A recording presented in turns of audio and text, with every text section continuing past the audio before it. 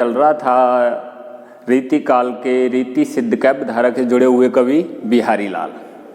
बिहारी लाल जिनकी रचना का नाम है बिहारी रत्नाकर, और बिहारी रत्नाकर के 15 दोहे हम पढ़ चुके थे। उसके बाद उसका अगला जो दोहा है वो है, छूटी ने शिशुता की झलक, झलक्यो जौवन अंग, दीप्ति देहे दुहुन मिलो, दीप्ति ताफ्ता रंग।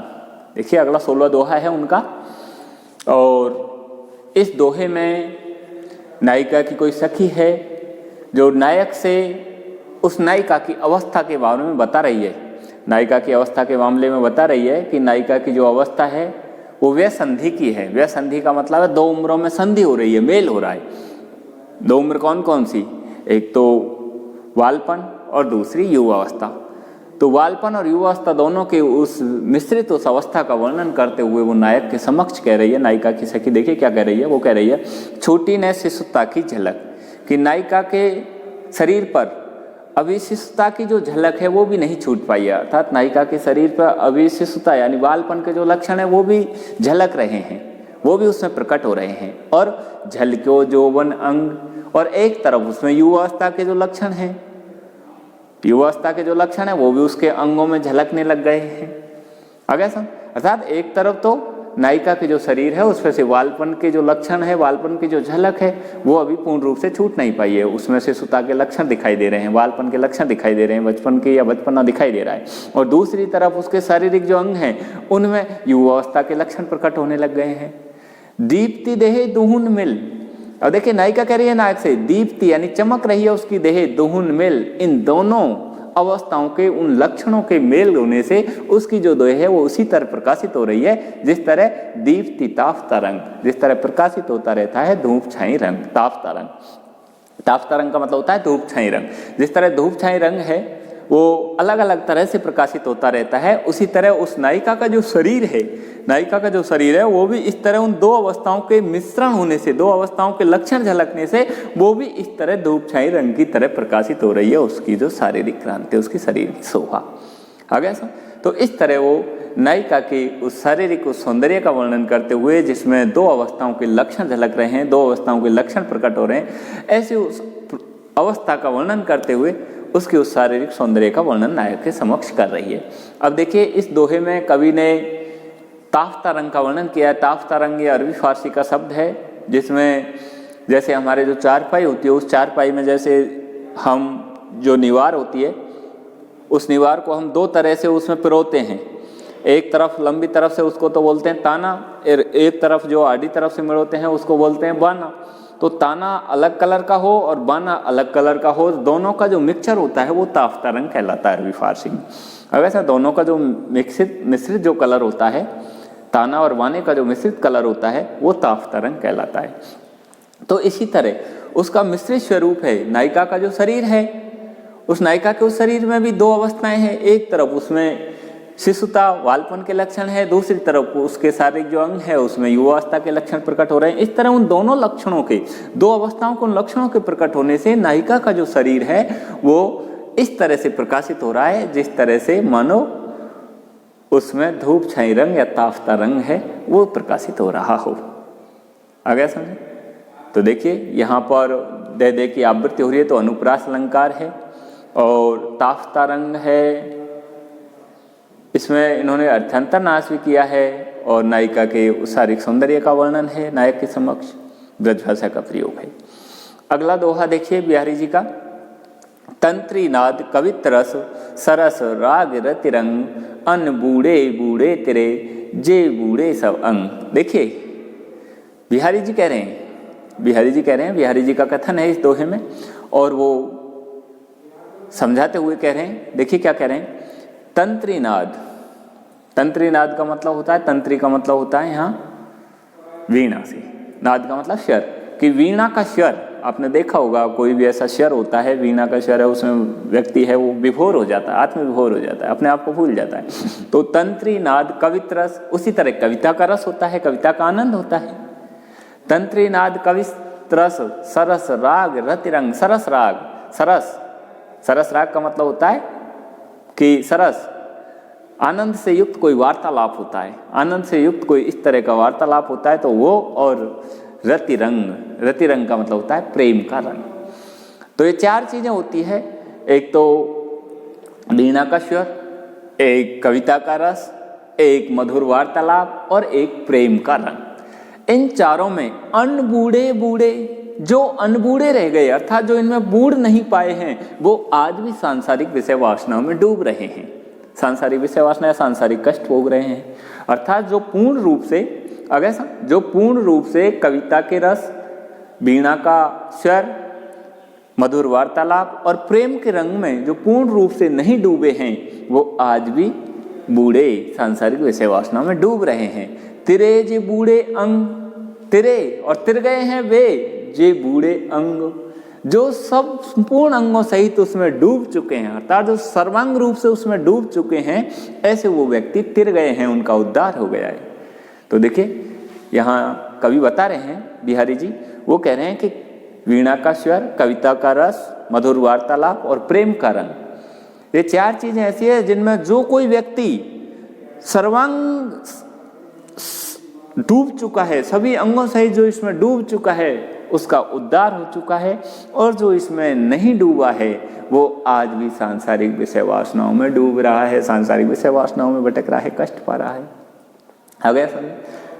तो देखिए कवि ने जो बात बताई है, उसी बात को हमारे नैष शास्त्र भरत मुनि ने भी कहा है कि कविता का जो रस होता है, सरस राग होता है, रतिरंग होता है, वीणा का स्वर होता है, इनमें ब्रह्मानंद सहोदर की प्राप्ति होती है। लेकिन वो ब्रह्मानंद सहोदर प्राप्त कब होता है? जब व्यक्ति आत्मविभोर होता है। जैसे ही वो इसमें आत्मविभोर होकर के जब इसमें आनंद की अनुभूति करता है, तो उसको लोकोत्तर आनंद की प्राप्ति होती है, वो लौकिक से अलौकिक आनंद की प्राप्ति करता है। और जैसे उसको अलौकिक आनंद की प्राप्ति होती है, तो वो ब्रह्मानंद सहोदर हो जाता है, वो परमात्मा में हो जाता है, वो अपने आप को भूल जाता है। तो कवि इसी बात को बतलाते हुए यहाँ कह रहे हैं कि वीणा के स्वर में, कविता के रस में, मधुर वार्तालाप में और रति क्रीड़ा प्रेम के रंग में जो व्यक्ति सर्वांग रूप से डूब चुका है, उनका उद्धार हो चुका है, वो परमात्मा में हो चुके हैं, वो ब्रह्मानंद सहोदर हो चुके हैं। और जो इसमें सर्वांग रूप से नहीं डूबे, वो आज भी सांसारिक विषय वासनाओं में डूब रहे हैं। आ गया समझ? तो देखिए यहाँ अन्न बूढ़े, जो नहीं बूढ़े हैं वो बूढ़ रहे हैं, विरोधाभास अलंकार है। और तिरे जे बूढ़े अंग, और जो बूढ़ रहे हैं वो तिर रहे हैं, तो इस तरह विरोधाभास अलंकार है। अर्थात बूढ़ने वाले तो तर रहे हैं, जो नहीं बूढ़े हैं वो बूढ़ रहे हैं, तो विरोधाभास अलंकार है और ब्रजभाषा का प्रयोग है।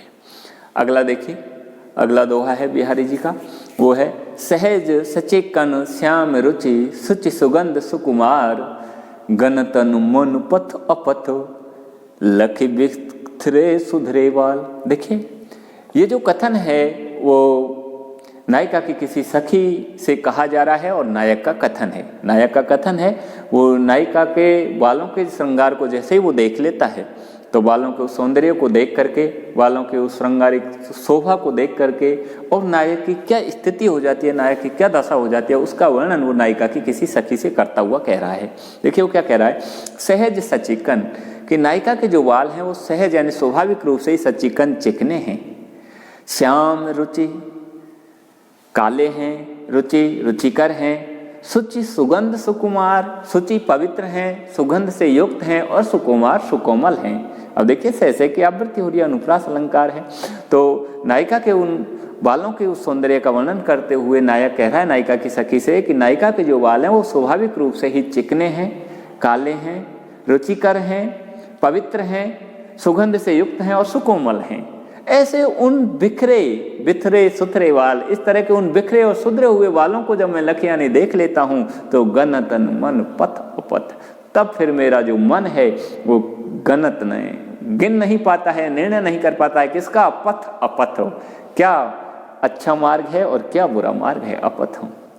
अगर अर्थात क्या अच्छा होगा और क्या बुरा होगा, कौन सा मार्ग सही रहेगा और कौन सा मार्ग गलत होगा, इस बात का फिर मेरा मन निर्णय नहीं कर पाता है, इस बात को नहीं गिनता है। तो यहाँ पर नायक अपनी जो भी स्थिति है, मनोदशा है, नायिका के उन बालों को देखने के बाद उसकी जो भी दशा है, उसका वर्णन उस नायिका की सखी से कर रहा है।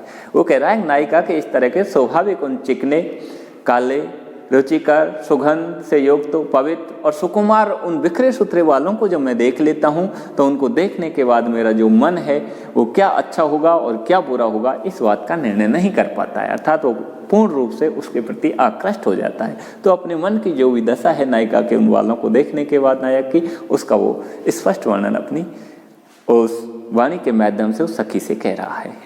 अगला देखिए, अगला दोहा है बिहारी जी का, या अनुरागी चित्त की गति समझे नहीं कोई, ज्यों ज्यों बूढ़े श्याम रंग त्यों त्यों उज्ज्वल होय। देखिए विरोधाभास है, ज्यों ज्यों बूढ़े श्याम रंग, ज्यों ज्यों वो श्याम रंग में डूबता जाता है ज्यों तो वो उज्ज्वल पवित्र होता जाता है। अगर विरोधाभास है।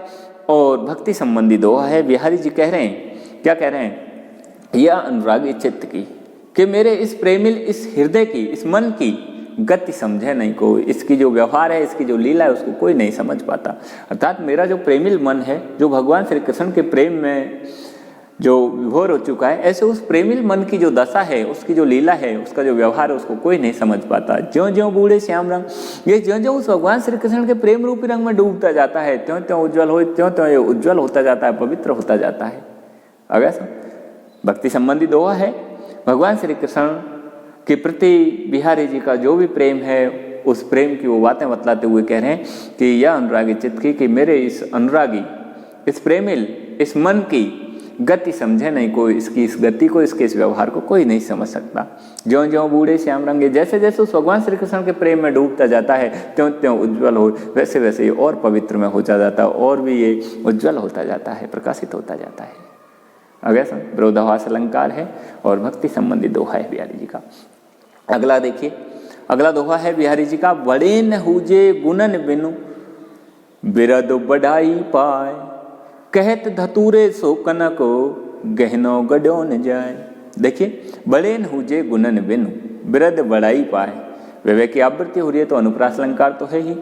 आगे देखिए, बिहारी जी इस दोहे के माध्यम से नीति संबंधी बात बतलाते हुए कह रहे हैं, बड़े न हुजे गुणन में, बड़े न हुजे यानी बड़ा नहीं होता व्यक्ति, गुणन बिना गुणों के, अर्थात बिना गुणों के व्यक्ति बड़ा नहीं होता है। बिरद बड़ाई पाए, चाहे उसको कितना ही बिरद यश और बड़ाई प्रशंसा पाले, चाहे व्यक्ति कितनी ही बड़ाई कितनी ही प्रशंसा प्राप्त कर ले, कितना ही यशोगान प्राप्त कर ले, लेकिन वो गुणहीन है तो वो बड़ा नहीं माना जाता है।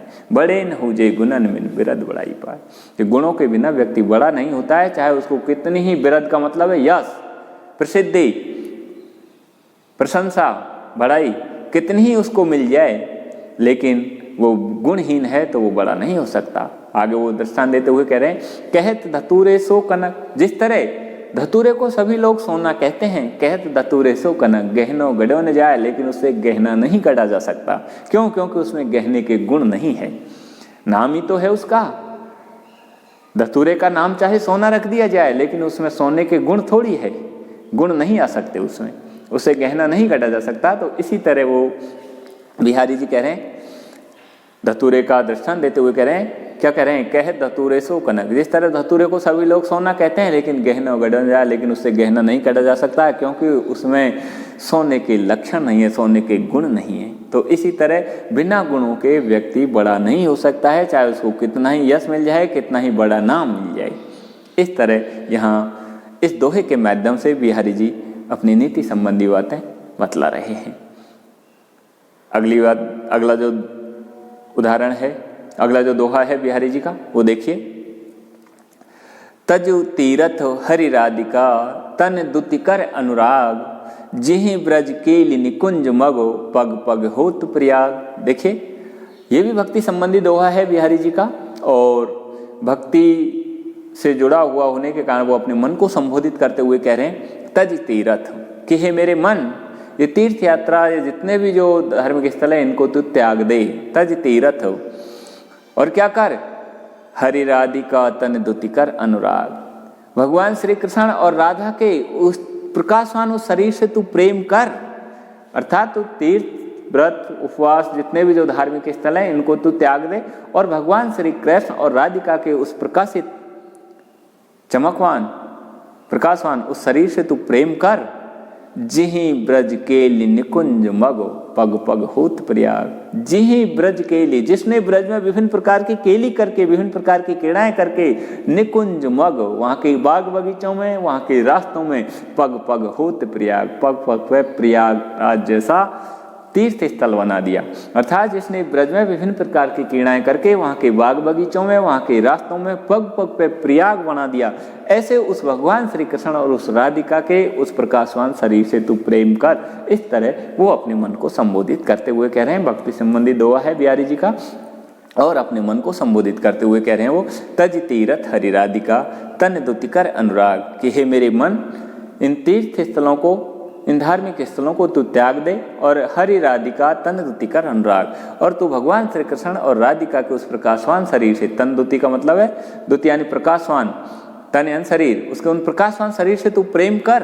जिहि ब्रज केली, जिन्होंने ब्रज में विभिन्न प्रकार की केली करके, क्रीड़ाएं करके, निकुंज मग, वहाँ के बाग बगीचों में, वहाँ के रास्तों में, पग पग होत प्रयाग, पग पग पे प्रयागराज जैसे तीर्थ स्थलों की रचना की है, सर्जना की है, ऐसे उस भगवान श्री कृष्ण के और राधिका के उस प्रकाशवान शरीर से तू प्रेम कर। इस तरह वो अपने मन को संबोधित करते हुए कह रहे हैं। यहाँ पर बिहारी जी के द्वारा भगवान श्री कृष्ण और राधिका के प्रति एकनिष्ठ भक्ति अपनाई गई है, बतलाई गई है। अगला देखिए, अगला जो दोहा है बिहारी जी का वो है, हो ही बोरी बिरहे वसु के बोरी सब गाय, कहा जान ये कहत है ससी शीत करना। देखिए ये दोहा बिहारी जी का नायिका का कथन है, और नायिका किसी सखी से कह रही है। वो कह रही है, चंद्रमा को उल्हाना देते हुए कह रही है वो। देखिए क्या कह रही है नायिका, हो ही बोरी विरेवस, कि हे सखी, हो ही यानी मैं ही, हो का मतलब होता है ब्रजभाषा में मैं ही, बोरी यानी पागल, विरेवस कि मैं ही इस विरह के वशीभूत होकर पागल हूँ। के बोरी सब गांव, के ये गांव के जो लोग हैं ये पागल हैं, अर्थात विरह के वशीभूत होकर मैं पागल हो गई हूँ, या फिर ये गांव के सब लोग हैं ये पागल हैं। क्यों है पागल, उसका कारण बताते हुए वो बता रही है, कहा जान ये कहते हैं, कि ये क्या जानकर कहते हैं, शशि शीतकर नाम, चंद्रमा को शीतलता प्रदान करने वाला नाम, शीतकर का मतलब शीतल किरणों को फैलाने वाला जो नाम इन्होंने चंद्रमा को दिया है, वो इन्होंने क्या जानकर कहा है। अर्थात चंद्रमा में ऐसे कौन से लक्षण है जिससे इन्होंने इसको शीतकर नाम दिया है, शीतलता प्रदान करने वाला उपमान दिया है। इस बात को लेकर वो अपनी सखी से कह रही है कि या तो मैं पागल हूँ इस विरह के वशीभूत होकर, या ये सब गांव वाले पागल हैं। क्यों? क्योंकि चंद्रमा जैसे ही प्रकाशित होता है, उसकी चांदनी जैसे ही प्रसारित होती है, तो वो गृहिणियों को जलाने लग जाती है। जब ये गृहिणियों के लिए दाहक है, तो फिर इसको शीतकर नाम क्यों दिया गया, शीतलता प्रदान करने वाला नाम क्यों दिया है। अर्थात लोगों ने इसमें क्या देखा है, लोगों ने इतना भी नहीं जाना कि जैसे ही उदय होता है तो गृहिणियों के लिए जलाने का काम करता है, फिर इसको शीतलता प्रदान करने वाला नाम इन्होंने क्या जान कर दिया है। इस बात को लेकर वो अपनी सखी से कह रही है कि हो ही बोरी, कि हे सखी, या तो मैं ही पागल हूँ विरह के वशीभूत होकर के बोरी सब गांव, के पागल है ये गांव के सब लोग, कहा जान ये कहते हैं, ये क्या जानकर कहते हैं, शशि शीत कर नाम, चंद्रमा को शीतलता प्रदान करने वाला नाम इन्होंने क्या जानकर दिया है।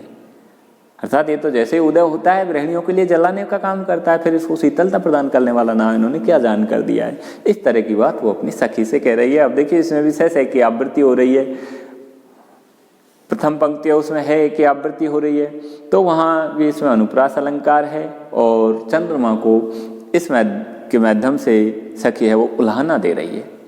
अगला जो दोहा है बिहारी जी का वो है, जिन दिन देखे वे कुसुम गई सुवीति बहार, अब अली रही गुलाब में अपत कटीली डार। देखिए अगला जो दोहा है बिहारी जी का उसमें अन्योक्ति अलंकार है, अन्योक्ति अलंकार है, अन्न पर ढालकर कहा जा रहा है। इस दोहे में वसंत ऋतु, गुलाब का पुष्प और उस गुलाब के पेड़ के माध्यम से यहाँ नायिका का कथन है, वो नायिका की सखी का कथन है, और वो नायक से कहा जा रहा है नायिका के विषय में।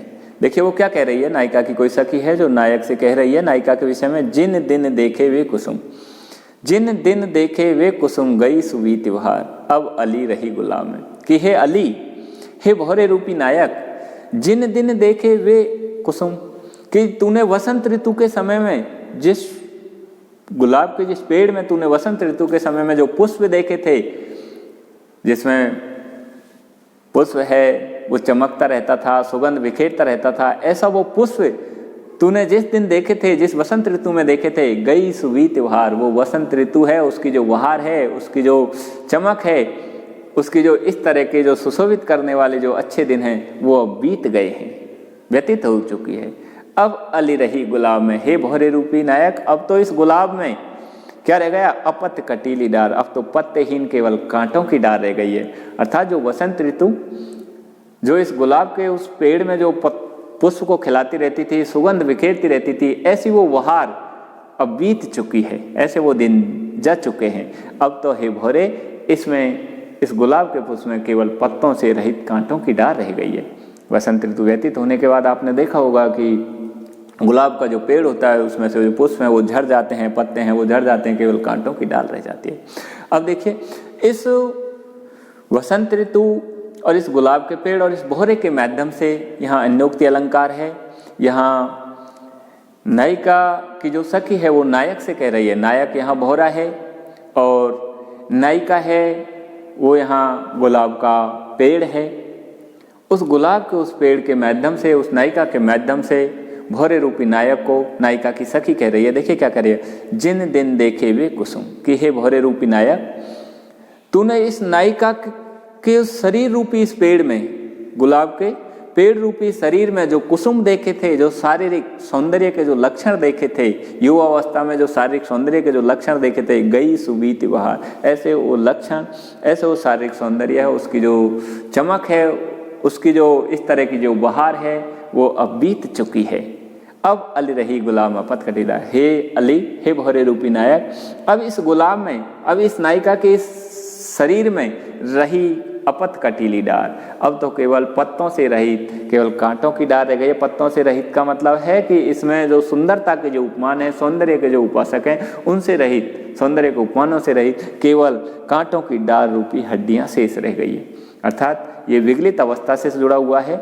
युवा अवस्था व्यतीत हो जाने के बाद जब वृद्धावस्था आ जाती है तो वृद्धावस्था में हमारे शारीरिक सौंदर्य है, वो शारीरिक सौंदर्य की जो बहार है वो बीत जाती है और केवल सूखा हड्डियों का बना कंकाल मात्र शरीर रह जाता है। तो ऐसे उस शरीर को संबोधित करते हुए नायिका की जो सखी है वो नायक को कह रही है, वो कह रही है कि जिन दिन देखे वे कुसुम, के हे नायक, तुमने इस नायिका में जो युवावस्था, जो वसंत ऋतु की तरह युवावस्था के जो दिन देखे थे, जो बहार देखी थी, जो नायिका के शारीरिक सौंदर्य में जो पुष्प देखे थे, कुसुम रूपी जो पुष्प देखे थे, वो अब बीत चुके हैं। अब अली रही गुलाब में, अब तो हे नायक रूपी भौरे, अब इस शरीर रूपी गुलाब के इस पेड़ में, इस शारीरिक शरीर में केवल रही अपत कटीली डार, अब तो केवल पत्तों से रहित का मतलब है कि सुंदरता के उपमानों से रहित, शारीरिक सौंदर्य से रहित, अब केवल हड्डी रूपी कांटों की डार रह गई है। इस तरह वो यहाँ नायिका की सखी है, वो नायक को अन्योक्ति के माध्यम से इस तरह उस नायिका की अवस्था का वर्णन कर रही है, जो युवा अवस्था के व्यतीत हो जाने के बाद जो वृद्धावस्था है उस वृद्धावस्था का वर्णन कर रही है। धन्यवाद। इसके बाद अगला दोहा है, उस पर हम चर्चा आपसे अगले वीडियो में करेंगे। आज इतना ही।